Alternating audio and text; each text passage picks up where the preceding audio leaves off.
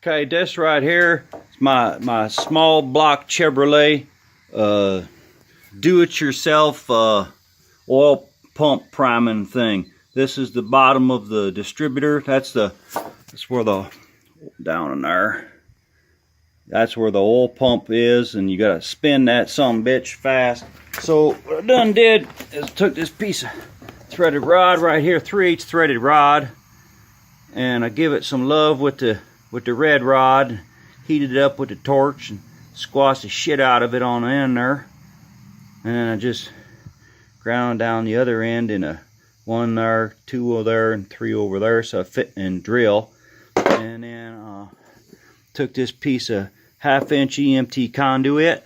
Hold on there. Okay, so you put the threaded rod inside the conduit. I drilled me a hole there through the whole works. You know what I mean? Jelly bean. Where the hell is he? There he is. There he is. Drill that. Put the cotter key through. Okay, stand by. Okay, so there you go. Cotter key. Focus you some. Cotter keys through the whole works. Down in chaw. There's your end. Okay, so that obviously goes in the oil pump, and then this piece here goes over that round part down there. Keep the whole work centered. All right, stand by. Okay, now I got the whole gorgeous creation in the air drill right there. There's the business end that goes down on the oil pump. Thing goes around. Keep her steady. Give it a shot. Yeah, and she spin around. Okay, so watch this now. So now we get the whole works in there.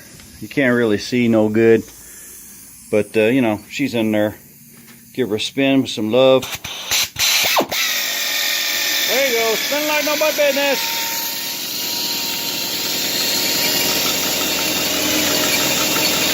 There's your oil in there, down to the bottom.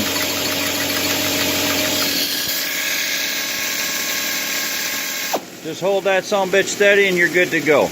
You don't need to buy no expensive $15 city tool, piece of threaded rod, a piece of conduit, and a cotter key, and a good drill. If we go faster with the drill, we give more oil, but we can't because that's the fastest drill I got. So anyway, that's how you do it. That's a cheapo way of doing it.